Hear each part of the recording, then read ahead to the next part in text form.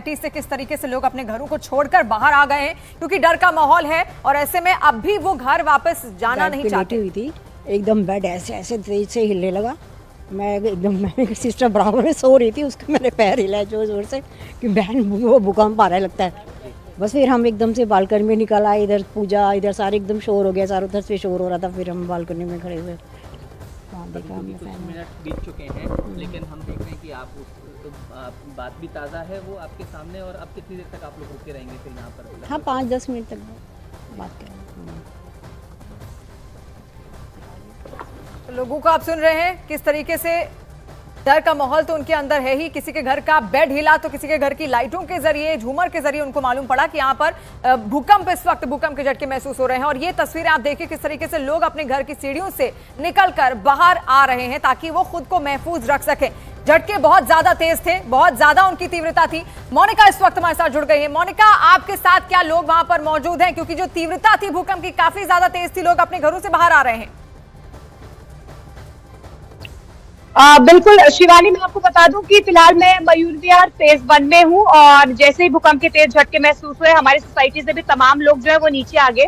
अभी गेट वाले भैया मेरे साथ मौजूद हैं, इनसे हम जान लेते हैं जब भूकंप आया और भूकंप के झटके इन्होंने महसूस किए तो क्या हुआ भैया? जब भूकंप आया तो कहाँ बैठे हुए?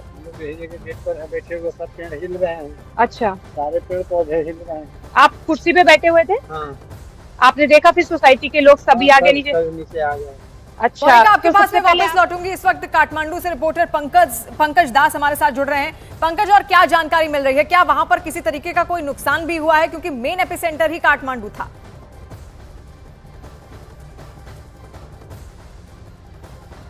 और बिल्कुल देखिए, नुकसान की अभी तक कोई खबर नहीं मिल पाई है क्योंकि अभी काफी देर हो चुकी है। और जो भूकंप का केंद्र बिंदु बताया गया है वो काठमांडू से करीब 500 किलोमीटर की दूरी पर जाजरकोट जिला है। वहां का एक पैक गांव है जहां ये भूकंप का केंद्र बिंदु बताया गया है।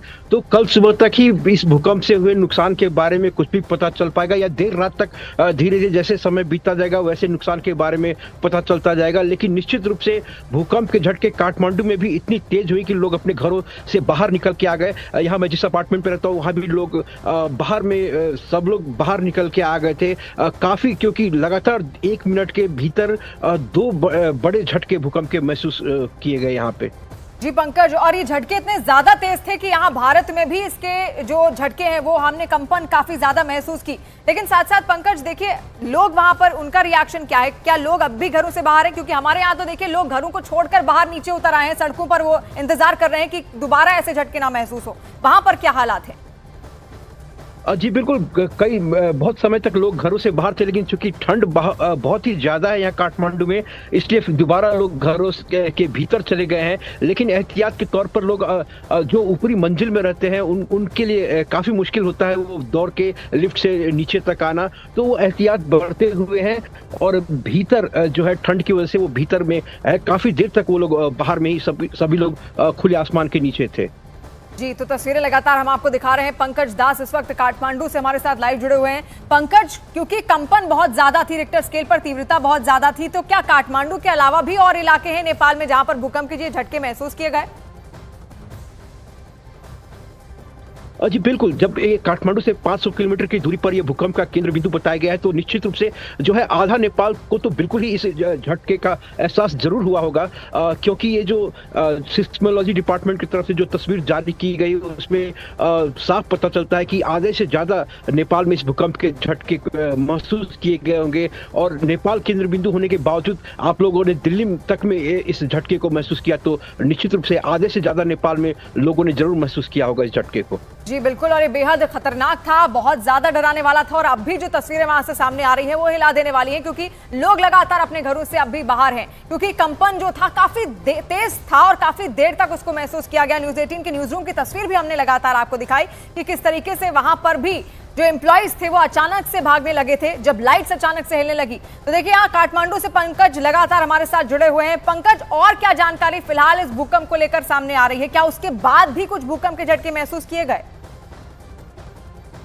नहीं, ये जो 11:48 और 11:49 पर दो भूकंप के जो झटके महसूस किए गए, उसके बाद से अभी तीसरी बार इस तरह का कोई झटका महसूस नहीं किया गया है। और इसके जो नुकसान है उसको लेकर अभी कोई जानकारी नहीं मिल पाई है, क्योंकि मैंने जैसा पहले बताया कि रात काफी हो चुकी है। हालांकि पता लगाने का प्रयास किया जा रहा है कि जो भूकंप के झटके, ये दुर्गम इलाका है, जाजरकोट का जो इलाका है जहां ये भूकंप आया है, वहां की आबादी करीब 3,500 के आसपास बताई जाती है।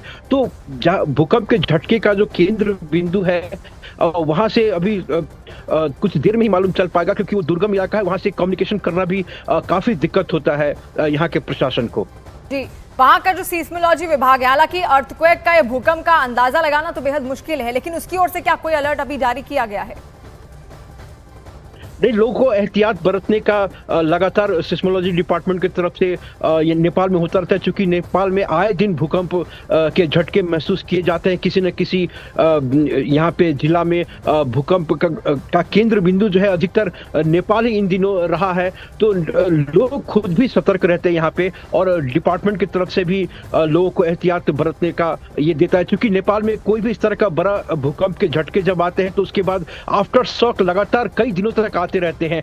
जो पिछली बार बझांग जिले में आया था, वहां भी करीब एक हफ्ते तक आफ्टर शॉक जो है भूकंप का जो पराकंप है उसके झटके लोगों को महसूस होते रहे। तो आज भी जो है ये 6.4 ये बहुत बड़ा भूकंप का झटका है, तो निश्चित रूप से जो है वो आफ्टर शॉक आएगा ही आएगा, ऐसा डिपार्टमेंट का कहना है। और लोग भी इस चीज से, चूंकि नेपाल में 2015 के बाद से, जो 2015 में बड़ा भूकंप का झटका था, उसके बाद से लोग लगातार इस बात को के अब अभ्यस्त हो चुके हैं कि इस तरह के भूकंप के झटके आते रहते हैं। और जाजरकोट का वो इलाका था काठमांडू का जहां पर मेन एपिसेंटर बताया जा रहा है, जहां से भूकंप के झटके महसूस किए गए।